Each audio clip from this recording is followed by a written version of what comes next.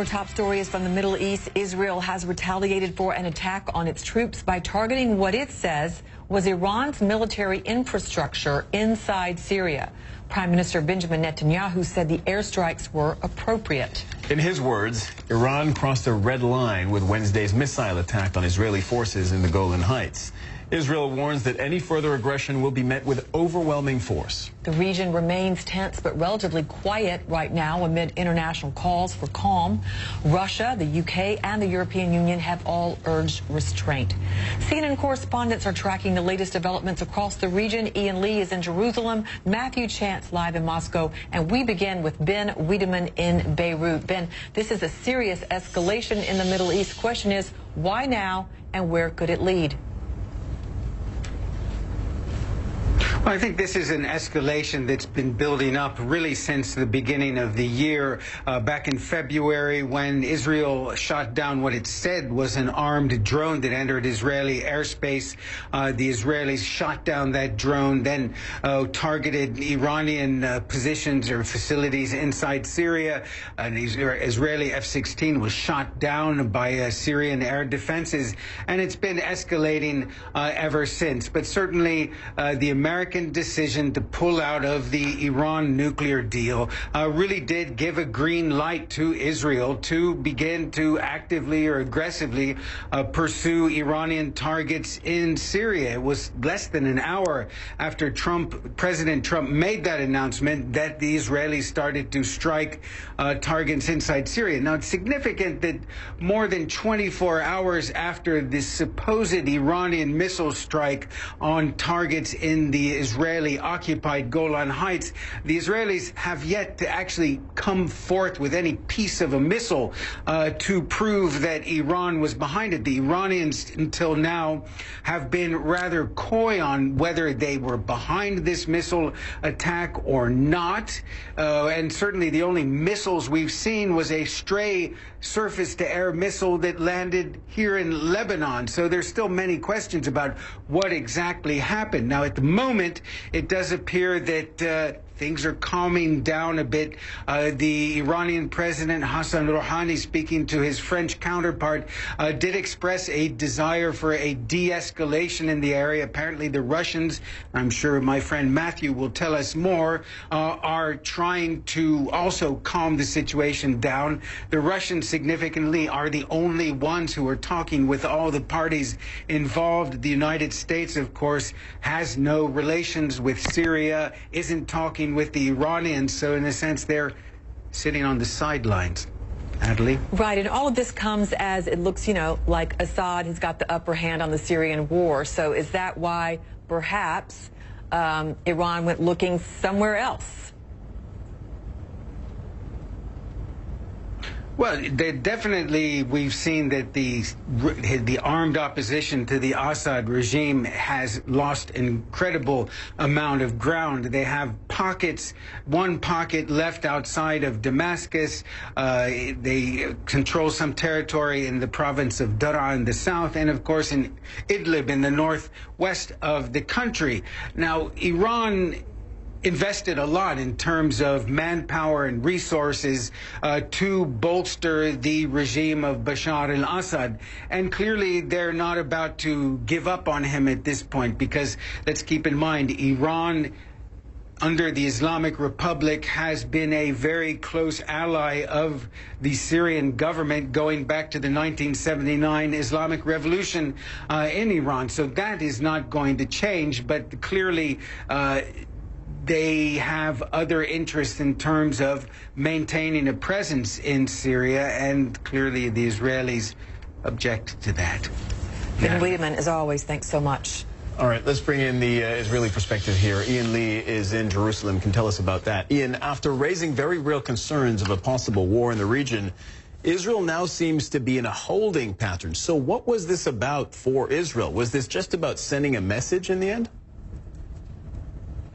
One thing, Cyril, before all of this happened, we were hearing from Israeli officials as well as Americans that they were monitoring Iranian movements inside of Syria. the Americans didn't give any evidence of that, but it could have possibly have been what they say is this rocket attack by Iran into the Golan. Israel's been watching the neighboring civil war in Syria for quite some time. And as Ben pointed out, they've struck inside Syria a number of times. And they've been collecting data and collecting information, target banks. Where are the Iranians? Where are they positioned? And then essentially, when we had the other day's incident, that gave the Israelis that green light to go after every sort of target that they see as a threat, to go after Iran trying to dig itself, establish a presence inside of Syria. And Israel has said that that for them is the red line. They do not want Iran to have a big permanent establishment inside of Syria. And we heard from the defense minister, Victor Lieberman, who said that they hit almost every Iranian site inside of Syria. They hit quite a number all over, going after logistics, going after arms depots, as well as observation points, really trying to cripple the Iranian presence inside of Syria. Now, it's likely that the Iranians are going to rebuild that presence. It's unlikely that the Israelis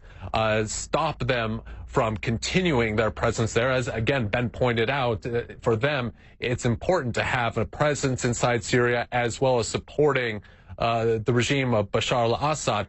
But the Israelis are going to continue to monitor where the Iranians are moving. And if something like this were to happen again, I don't think we should be surprised that we will see, again, a strong response from Israel.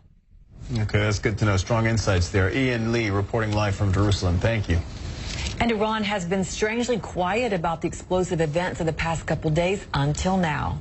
That country's foreign ministry has now issued a statement condemning the Israeli strikes. It reads as follows: the Zionist regime's multiple strikes on the Syrian soil and the blatant violation of the country's sovereignty, especially in recent days, was a clear act of aggression and a potent example of the crisis-seeking, lie-oriented and domineering nature of this regime, which wouldn't like to see stability, security and tranquility in the region. Now, just a word to our viewers of context. It's very interesting that Iran has not officially acknowledged whether or not it had indeed fired rockets into Israel, which is, according to Israel, what triggered this volley back and forth of missiles across the border.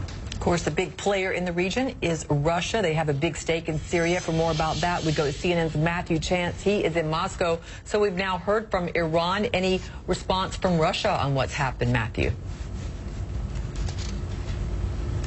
Yeah, Russia's been out there from the outset, calling for restraint, expressing its alarm, saying there should be diplomacy and a political solution to this confrontation between Iran and Israel. It's in a unique position, as I think we've been referring to, because it's got pretty good relations, both with Israel and with Iran. The Israeli Prime Minister, Benjamin Netanyahu, was here in Moscow just a couple of days ago. He was the guest of honor at the annual Victory Day parade to commemorate the victory over Nazi Germany in the Second World War. After that, he had quite intensive talks, it seems, with Vladimir Putin, although the Russian president, although the Kremlin won't be drawn on whether Israeli plans to strike at Iranian targets was discussed during that actual meeting. And also, of course, Russia has very close relations with Iran as well, and other groups on the ground in Syria. They're fighting side by side with the Iranians to support the regime of Bashar al-Assad. They've got a close nuclear relationship in the sense that they're building nuclear reactors in Iran, the Russians are, and a strong commercial relationship as well. And so, as I say, Russia is very well placed to act as a go-between between these various parties. And indeed, that's what the Russian Foreign Ministry says is happening. It says that Russia is speaking to all sides in this conflict to try and bring it to an end, or at least to ease the tensions. And so Russia is emerging in this kind of mediator role. But isn't there a power struggle of sorts going on between Iran and Russia?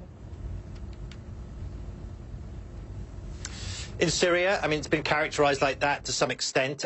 We have to remember that they're fighting together to support Bashar al-Assad, so they have that shared interest. But that interest doesn't go far enough to, for instance, urged the Russians to protect Iranian resources when they're attacked by Israel. Russia could have intervened when Israel struck at these Iranian targets. It's got a very sophisticated surface-to-air missile system, perhaps the most sophisticated in the world, that's deployed on the ground in Syria. And it could have deployed it to intercept the missiles and to intercept the Israeli warplanes that carried out these strikes, but it chose not to. Perhaps that was at the urging of Benjamin Netanyahu when he was in Moscow the day before, as I mentioned. But also, maybe you're right, perhaps they wanted to see Iran's strength on the ground in Syria significantly diminished. And if, what we hear from Israel is true, then it certainly has been. Matthew Chance for us live in Moscow. Matthew, thank you.